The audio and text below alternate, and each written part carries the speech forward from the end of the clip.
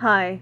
So, since my Richie video got so fucking popular, I thought I'd do a GG Allin one. But before I do that, I'm gonna tell y'all, go ahead and skip to like a minute or a minute and 30 seconds because I have to do all the fucking annoying stuff first.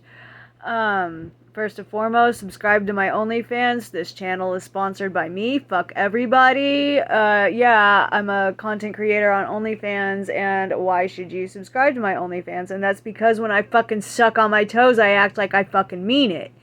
And I will do like the best fucking customs fucking ever. Like, I actually act in them. I'm not all fucking bored and stuff. My OnlyFans is fucking $5 and I come on there and everything. It's not just a bunch of lame bullshit. So go fucking watch it.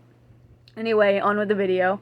Um yeah, I thought that Punk was like dead.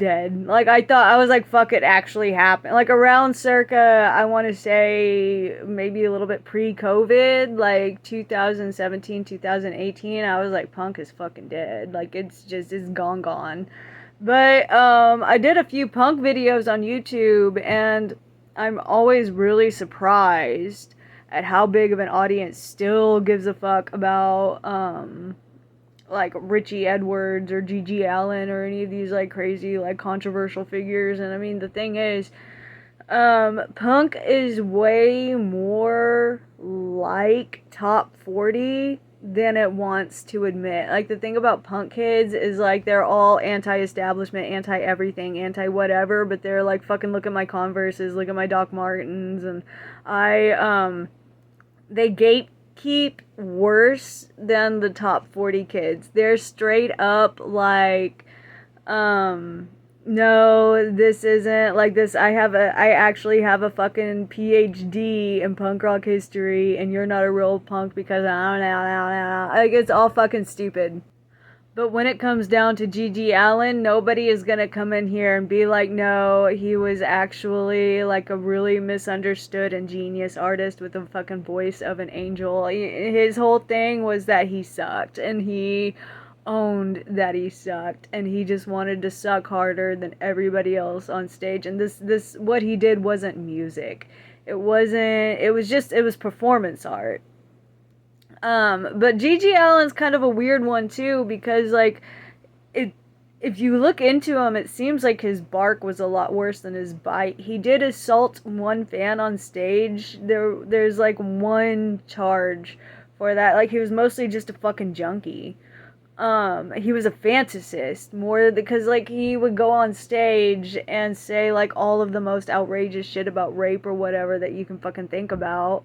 But then he had like this one assault charge, and that was it. Like, he never self-sacrificed. Like, he was all talk and no bite.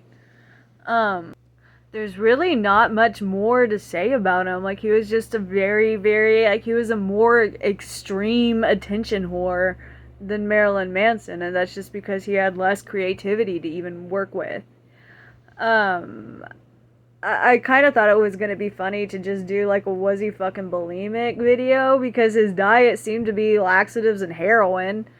Um, but yeah, no, I mean, obviously the intent behind the laxatives were all part of his stage act, but that was ridiculous in and of itself. Like, should he even be allowed to do that? I mean, if assholes want to pay to watch you do that, then I mean, they kind of fucking got what was coming to them, honestly. I kind of think that Gigi Allen is one of those situations where, like, that actually making him popular and famous says a whole lot more about him than, or it says a lot more about the audience than it says about him. But then whenever, like, fucking the Stooges were as bad as Gigi Allen was, but they were actually like good. So I don't know why he gets so much notoriety for these stage performances when Iggy Pop would like puke on his audience, he'd bleed all over him. Maybe not to the extent that Gigi Allen did, but that's all that Gigi Allen had to fall back on. Iggy Pop is actually kind of a talented musician. Honestly, a lot of musicians were just fucking monsters. And I think that it's because, you know, the rowdiest, the most attention whoring, the most like obnoxious person, that's the person who's gonna go up the fuck on stage, you know? And I think that so many musicians and stuff get addicted to substances because they're fucking terrified of their jobs. I know Steven Tyler, another fucking monster, but Steven Tyler in an interview I saw one time said, if I'm gonna go up in front of all those people, I need some fucking coke. And I mean, like, this motherfucker, G.G. Allin, he just took that to the next level. Like, his entire act was outrage and humiliating himself. And I mean, how does that really even distinguish him from like Tom Green or something? But at least Tom Green just wanted to make people laugh. G.G. Allin was just like angry. He was born in like a cabin out in the middle of the fucking woods. His dad called him Jesus. He had a lot of like really intense psychological problems. His mom named him some other bullshit after they escaped his batshit crazy dad, but his brother called him Gigi because he couldn't pronounce Jesus, and that's what he went by for the rest of his fucking life. And I think that he was just an attention whoring fantasist that had one successful performance when he threw some shit at people and he fucking ran with it. And I think that's all it is. I think that punk rockers and that people on the outskirts and stuff don't like to admit how much exactly like everybody else counterculture really is like. I mean, this used to be like the seediest, undergroundiest, most like intense, like if you knew who G.G. Allin was, that automatically gave you punk cred and you were automatically not a poser just because you fucking knew that name. And it's not really like that anymore. I mean, hating people is kind of like its own category of media. So I mean, maybe I'm not giving him enough credit in that he was just like ahead of his time, because like how fucking different is G.G. Allin from like TikTok or anyone now? Like there's always gonna be a G.G. Allin. G.G. Allin exists because people are fucking stupid, and you can throw your shit at them and sell them records so long as you give it the right brand. And I think at the end of the day, he won for that. It wasn't like all in vain, so I guess he at least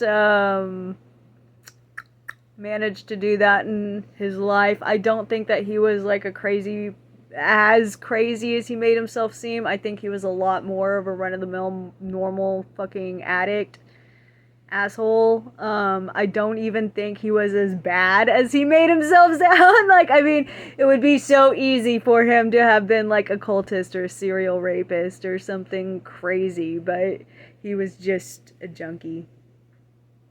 Okay, bye. Oh, actually not bye. I have a lot more annoying stuff to say. So, like, if you're a perv, fucking go to my OnlyFans and pay me for it. If, you're one of my core fans, I'm back on Reddit. We'll see how, like, generally, I'm on there for a little bit. They ban me. I don't know why. I don't know, but I keep getting banned on there. I try to interact with y'all on Reddit as much as humanly possible, but also if you go down to my card links, like, fucking I'm stalkable as fuck all over the internet. You can find my Instagram, which, like, I'm trying to build my Instagram and Tumblr up right now, but, I kind of want to turn my Tumblr into, like, an eating disorder diary, and, my Instagram is just there, like, various ways for my people to come contact me. If you tip me on OnlyFans, I'll talk about other topics too. It doesn't all have to be sex work. Sometimes I do completely vanilla things. It all depends. Just go through my catalog, see if I can do anything for you, and let me know. It's mostly sex stuff though, yeah. But it's happened before. So I don't know if none of y'all have ever considered that as an option before, but it is. If you go in and read all my stories and you're here because you found my stories and stuff, like I'll write excerpts and stuff for whatever. But yeah, or songs, like just what the fuck ever, seriously. I'm writing a couple of new songs and I want to be more like that week when I was posting every fucking day, I want to be on it like that. Like I have a whole bunch of shit that I want to do. I have like a shit ton of scripts for those fucking White Girl Diaries because it was so easy. It was the best idea I've ever had. But I'm just kind of like, I fucking hate life right now. But yeah, all of my links are available there. And I'm not going anywhere. I'm still working. I'm just tired. Okay, bye.